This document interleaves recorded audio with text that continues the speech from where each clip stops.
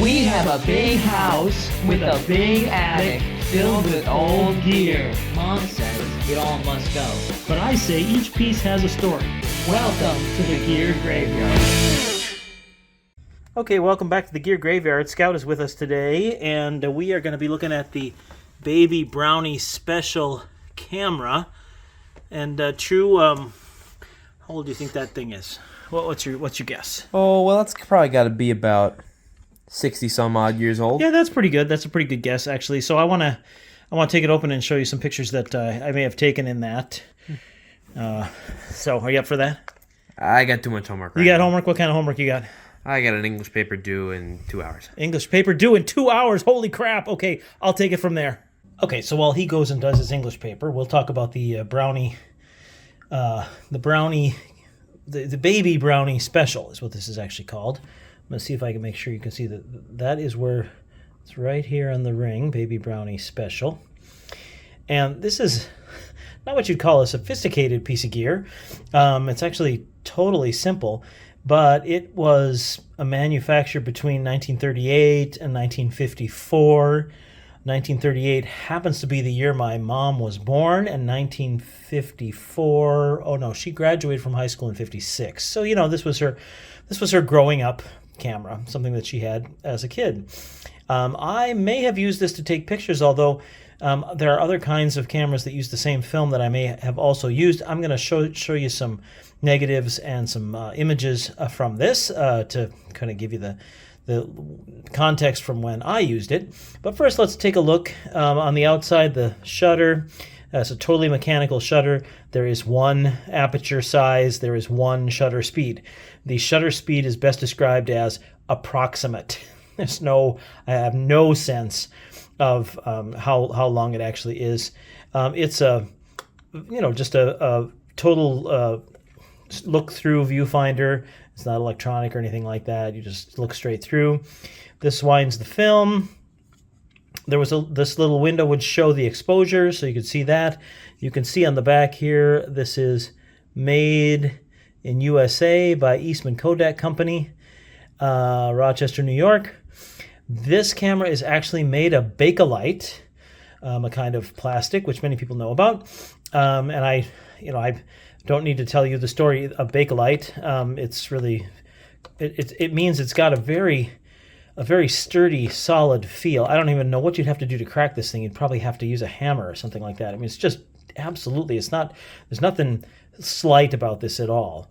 You open it by pushing down on these two little clips on the side. You can see there was at one time a strap here. That's long gone now, but we pushed down on that, and then it just comes apart in two pieces like that.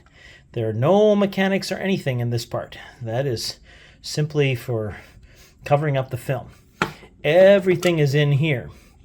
And this is where you would put the take-up reel, so that the initial film goes on here, and you would stretch that across here like this, and then you would take it up on here. There's no clicks, there's no stops. Basically what you did was you kept rolling until you saw the number in the window that you wanted. That's it. Did we lose I think I lost the little plastic thing out of that. Well, I'll find that. Oh no, here it is. Here it is right here. The little plastic thing that came out. Okay, we're going to put that back in, even though I have no intention of using this camera. You could certainly probably take pictures with it. I'm not sure you'd get anything. And as you'll see, I didn't get anything particularly good either. So there's not that much more to see here. There's 127 film. There are the patents, various patents. I don't think there is anything else here. This is just one of the beautiful things about this is how simple it is. These things didn't break. They probably didn't take great pictures even at its peak. I am going to grab my light table and put it underneath there so we can see that shutter speed, or you can see that shutter. So hold on just 1 second. Okay, so I got the light table. We'll get that lit up. Cover your eyes. And I'm doing that so that I can demonstrate. Hopefully you can see what the shutter does. So let's push it. Yeah, it has to be pushed kind of to make it snap. There we go.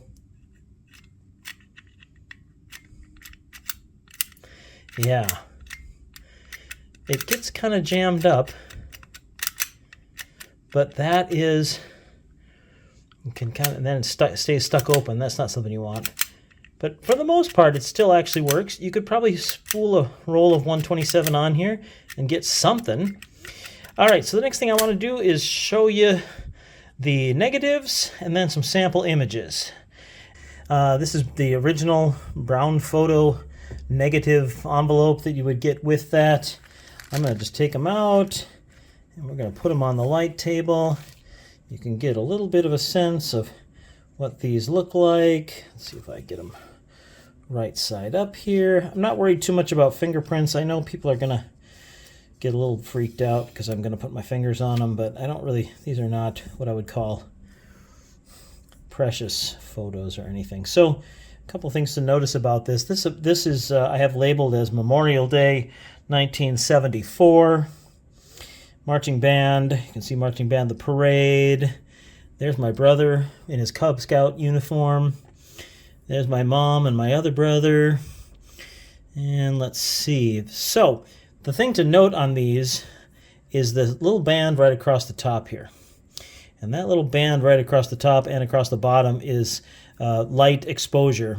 Luckily didn't get onto or didn't significantly impact the images themselves. But that was, somehow light was getting into these cameras. Now, I'm not sure, as I have said before, this is the actual camera that I used to take these pictures. If I didn't use this actual camera, it was one very much like it. But you can see that was not an uncommon problem to have that happen. The actual photographs, we'll turn off the light table. Here are the photographs, some of the photographs. Hey, there's the old fire engine. These are dated June of 74, so Memorial Day. Let's see if there's anything interesting here. Well, so blurriness. I know that it looks blurry, and maybe my camera could be out of focus, but it's not. That's a blurry photo. And this is very typical. I mean, I'm lucky that most of these are not blurry. Here we go. My brother Chris. He's very excited to have his photo taken. And my mom, whose camera this was, and my other brother Scott. That's in 1974. And if those were not taken on this actual camera, they were taken on one very much like it. Okay, before I put the negatives away, I think it's worth showing how this would have gone across there. The film would have been, I'm using this old negative, which is probably a bad thing to demonstrate with, but the film would have been wound around through here, and it would have come across with the shiny side down across like this, and as you can see, the image is upside down, which it would have been flipped, and it would have fit across here like that, and then it would have been gone into the take-up reel over here. So that is Kodak 127 film. I actually think this one is a kind that you can still buy. I haven't tried, but I'll look it up, and I believe you still can. That is how the image would have been captured. It's absolutely as simple as photography ever got. There was some tension on there so that you didn't actually expose anything until after you put the unit back together again and then wound it. So I'm going to put it back together. This really is tough to put together. There it is. Oh, all right. And so there it is. The baby Brownie Special. That's probably a 1940s camera and still in functional order. And something that I keep in my studio, again, as kind of a souvenir of those old days. So thanks again for watching The Gear Graveyard, and please like and subscribe if you like this kind of content. I'd love to have a comment and hear your thoughts. And if you're mad at me for smudging my negatives, I'll take that. And we'll see you again next time on Gear Graveyard with Dad and True.